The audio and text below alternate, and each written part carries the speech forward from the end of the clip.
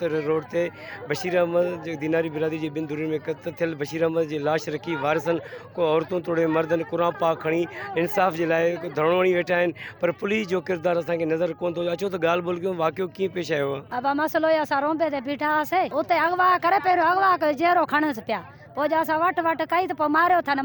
त मुंहिंजो पुटु आयो उन जे मथां बस हलायो मुंहिंजो घर वारे जे मथां ऐं मुंहिंजे ॿियो पुटु उन जे मथां असां का बि कंहिंजी दुश्मनी न आहे का न मसलो बि न आहे कुझु बि न आहे छोकिरो ईंदो वेंदो पंहिंजे दुकान ते रहीस नवाज़ जे ॻोठु उतो ईंदो वेंदो हिनखे चवनि पिया विरदा असांजो कंहिं दुश्मनो न आहे कंहिंजो पाबंदी न आहे त असां छो हुनखे झलियूं गम ते पुलिस कुझु बि न कयो आहे असां पुल ते बीठा आहियूं लाश झली बीठा आहियूं न जी डास्कनि को बि खून हले थो को मसलो न आहे को न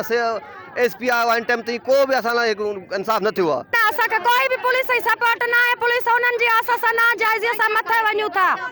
असां सां ज़ुल्म थियल आहे असां हिन क़ुरान ते असां पंहिंजी दरख़्वास्त खणी असांजी न कंदव असां मथे था वञूं अबा